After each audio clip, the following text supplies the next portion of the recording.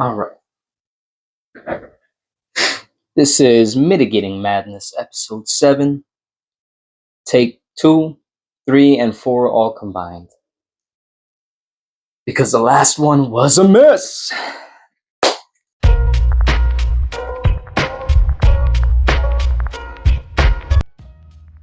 What's up? How are you? How you doing? Welcome to my little house. Mi casa is mi casa. We'll talk about whether or not it's your casa too, alright? You gotta be nice. So, before we get started, if you could just do me a solid, hit that like button, share this on the socials, and subscribe, because why not? If you have a story of your own, if you have an encounter with the weird, with the paranormal, with just anything that would dictate the use of the term high strangeness, by all means, share it down below. I am a fiend for these stories. I love them. If I have to preface it with this, let them be real, or at least a story that you believe you truly encountered. You know, it's real to you. If I want a Reddit story, I'll just go to Reddit. That being said, for today, it's gonna fall in line with what I did last week.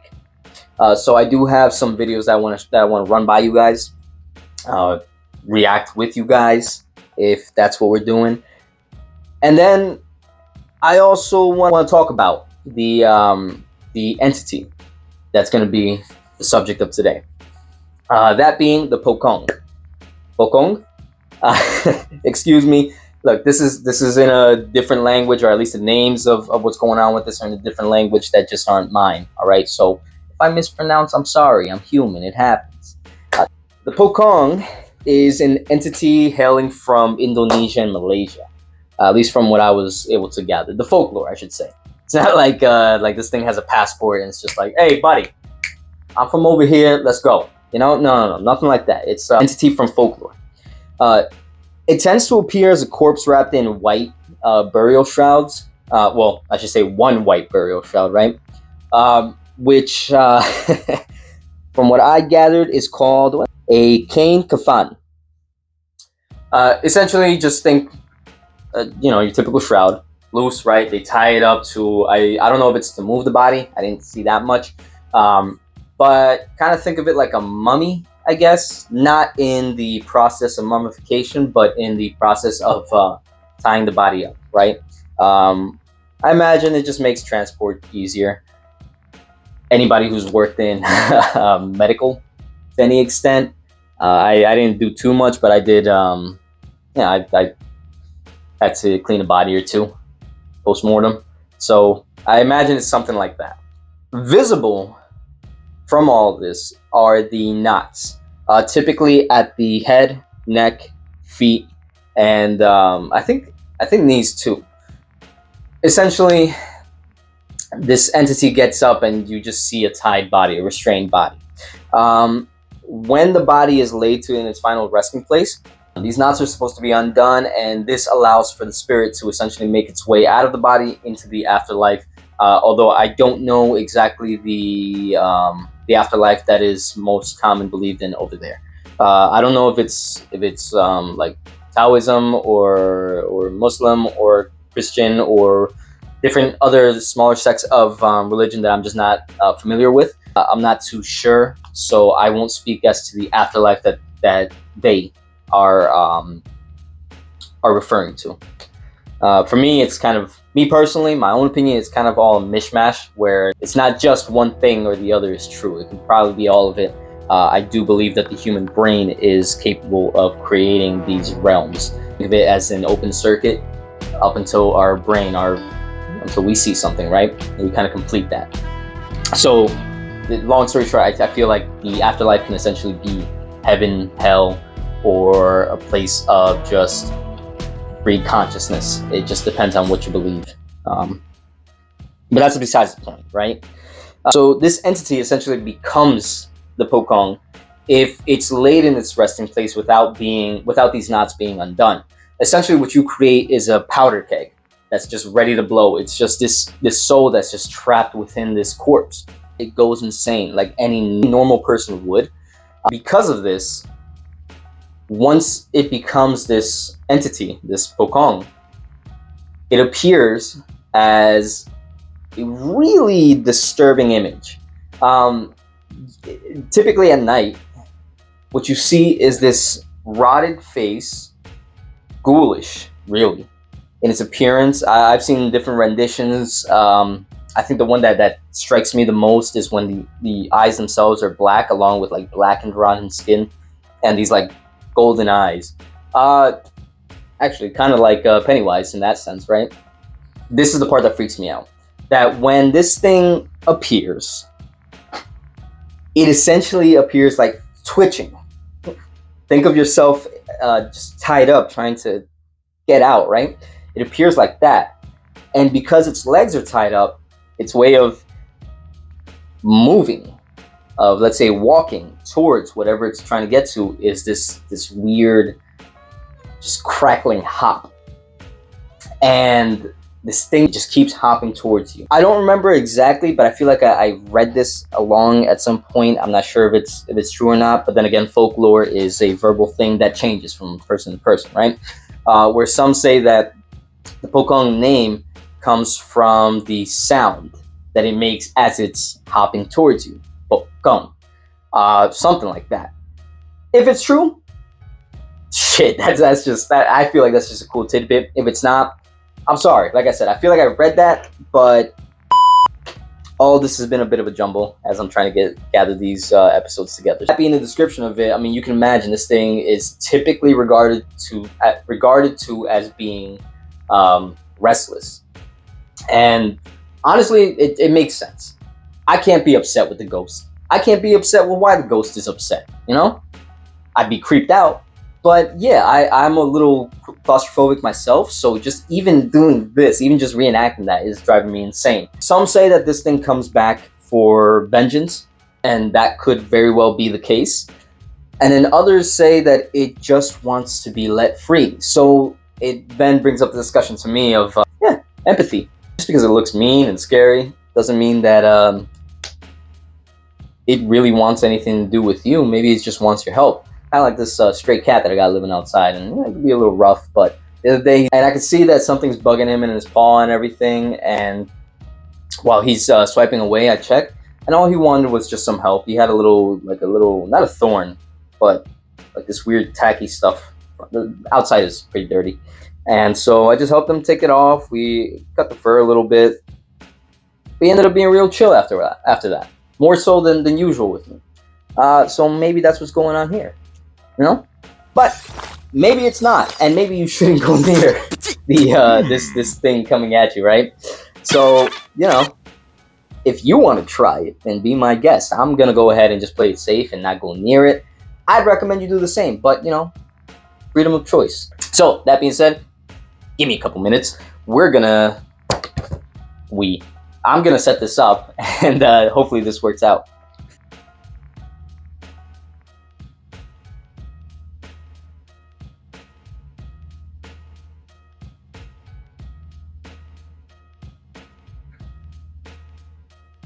Excuse the different look. My shoot schedule is really tight with my work schedule, with how my home is set up and everything. I rarely get any time. I ended up having to reshoot a little bit, and so yeah, bear with me. I know things look a little different. I know I probably look a little different, but we're still gonna try and make something nice here. Excuse me. So, welcome back. I believe where we left off with the other video was checking out some clips. Some short videos and everything that I pulled off of Instagram, and pretty much just that. I really don't use much of anything else. That being said, let's check it out. We got the first one right here. I'll shut up so we can actually check this out with some volume and everything.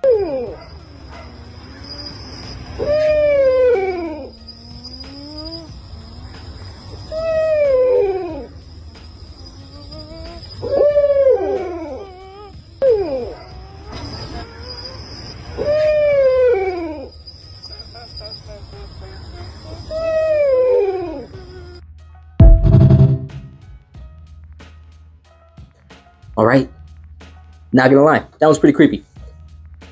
Do I think it's legit? Doesn't matter. I'm not here to prove anything right. Not here to prove anything wrong, really, or prove that anything's a hoax. I enjoyed it, and shit. If somebody and their friend got together and put this together, dressed up like that, did the whole face and everything, and then stepped out in the woods. Aside from all the supernatural stuff, but you're gonna step out there with spiders and snakes and all that. Credit to you. If it's real, this is awesome. If it's not, hey, credit to you for doing it, for sticking through. You know, from one creative to another. Appreciate that. Let's check this next one.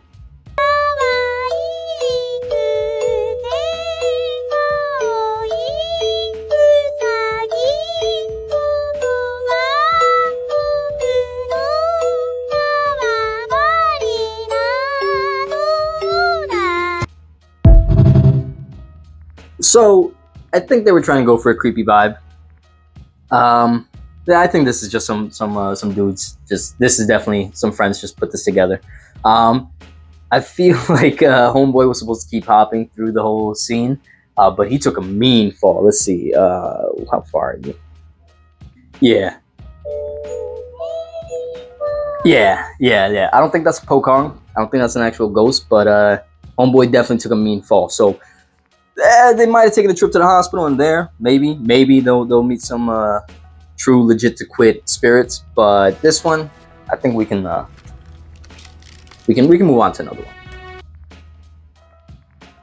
Alrighty, so and this one seems to be night cam. Let's see. Sama penunggu yang ada di sini, hai, mendekatlah, tunjukkan dirimu. Buat semua yang ada di sini, buat semua penunggu yang ada di sini, mendekatlah, tunjukkan dirimu. Buat semua penunggu yang ada di sini, mendekatlah, tunjukkan dirimu. Buat semua penunggu yang ada di sini, tiba-tiba nggak bisa gerak. Buat semua penunggu yang ada di sini, gerak sendiri. Nge-lag nggak? Ini kenapa ya? Buat semua penunggu yang ada di sini, tolong mendekat.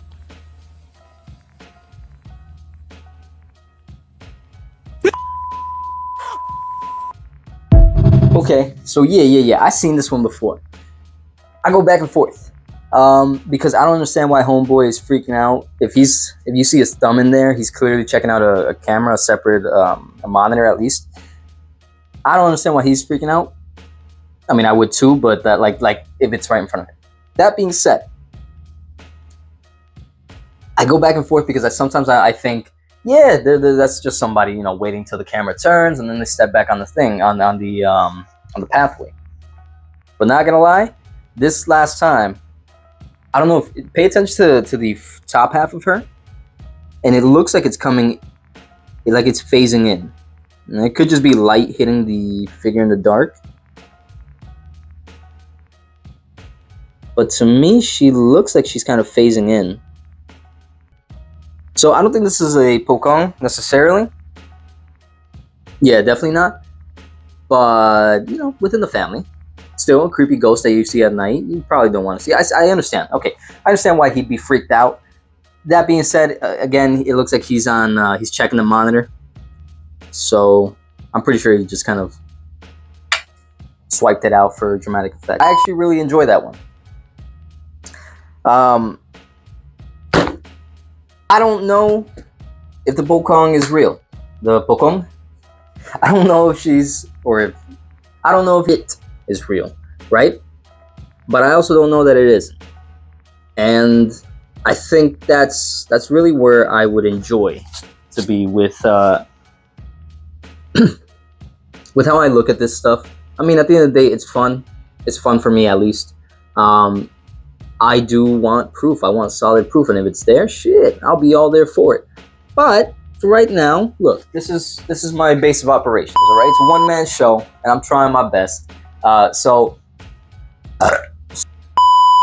until I can do some field research of my own and I can afford it and get out there with some nice camera gear and all this stuff, we're gonna enjoy some of this, and we're gonna enjoy some of the stories that I have from the times that I've encountered the odd out there. However, in any case, I love this stuff. You know that if you love this sort of material, if you love this sort of, not material, this sort of topic, then I definitely recommend you stick around, because I'm definitely going to be putting up some more. I got some ideas for some videos in the future. However, right now it's just a matter of, figuring out a way to do it while doing it solo on the tight schedule that I'm on. So with that being the case, I am appreciative and I am thankful for anybody who joins me on this nice little venture of mine.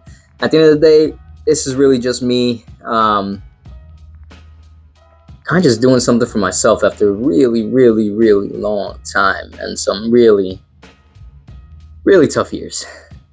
So excuse me if this isn't what you're looking for, but I'm not here for what you're looking for. I'm here for my joy, for my happiness. And if I find folks that are like-minded along the way, then cool. And if I don't, then that's okay too. I'll keep doing this, because right now this is just a lot of fun.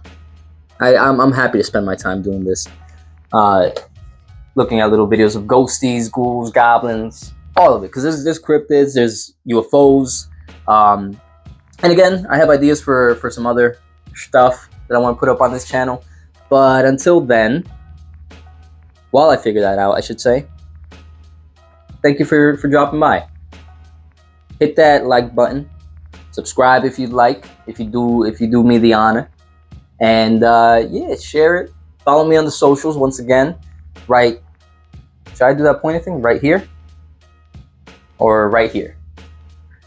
At Mitigating Madness on Instagram. I'll put the links down below, and let me see what I can do about finding the links, because these videos kind of got mixed up. Like I said, I had to reshoot everything, or at least this back half.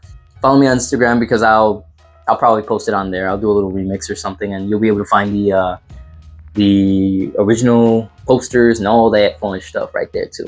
With all that being said, thank you once again for spending some time with me. I'll see you again next week. And yeah, let's see what spooky stuff we got cooking up for the next one. See ya.